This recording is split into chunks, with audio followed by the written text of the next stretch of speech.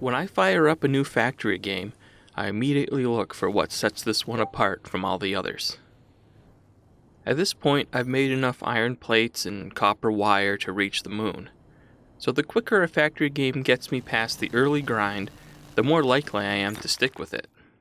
Skyformer thankfully has a lot of unique things going for it, so I never felt the drag of the early game wind up in the limited time I've spent playing the early access version.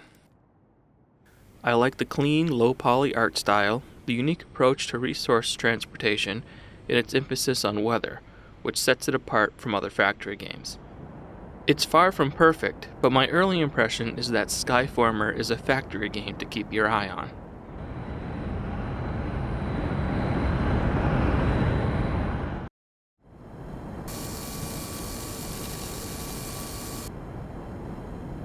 You're a robot sent to an alien planet to terraform it.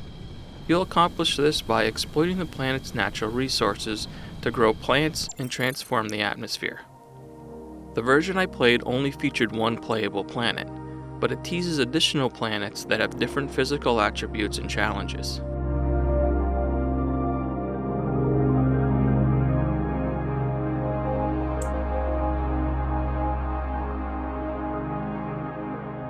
An overarching goal is important for me in a factory game because I always like to have something to aim for.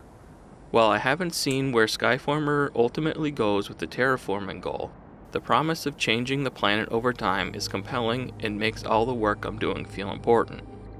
Tied to the terraforming aspect is the game's weather system that helps to mix up the moment-to-moment gameplay.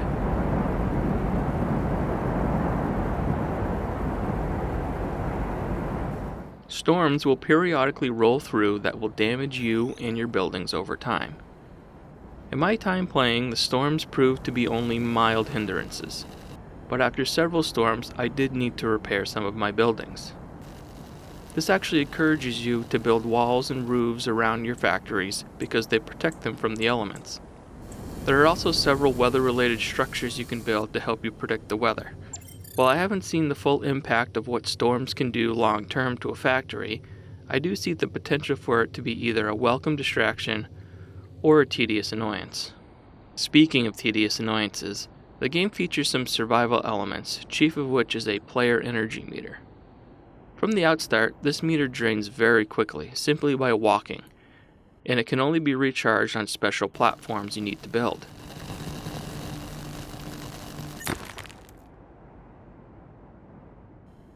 If your power runs out, you die and respawn at your base, losing certain inventory items. At no point did this power limitation feel challenging or exciting to engage with. It just felt like an arbitrary way to limit your ability to explore. Games like Astroneer built interesting systems and created exciting moments around limiting your power and oxygen.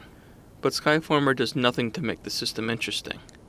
I've died several times a mere footstep away from a recharge pad, and placing these pads is nowhere near as fun as leaving a trail of tethers in Astroneer. This is definitely my number one complaint with the game, and I hope they rework this system while in early access. Being a first-person factory builder, Skyformer brings along a few common annoyances when it comes to building.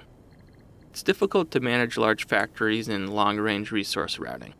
There are tools to mitigate this, but it only gets you so far. Instead of building miles of conveyor belts, Skyformer has you using drones to move items around. You program lanes between buildings to route resources to where you need them. You're limited by how many drones you have at any given time and how far your power grid can reach because the drones need power to fly. You can manage these routes from the ground, but you can also build towers to make it easier. When using a tower, you can actually fly around in a drone and get a much better view of your factory. This is an interesting way to manage resource distribution and a nice departure from conveyor belts. The drone-controlled towers are not perfect, however, and it can often be hard to tell if you are building things within the tower's range. This leads to a lot of trial and error, where I'd place a building just out of range and have to inch it over little by little until it works. A clear way to see the range of existing drone towers while building would be a nice addition. Skyformer's annoyances around building and player power management aren't deal breakers, but they did wear on me over time. I think there's an enormous potential in the game's drone management aspects, and the hazardous storms that mix things up enough to keep you adequately distracted. Time will tell if my issues are addressed as the game makes its way through early access, and a Skyformer will stand out amongst the giants of the factory genre.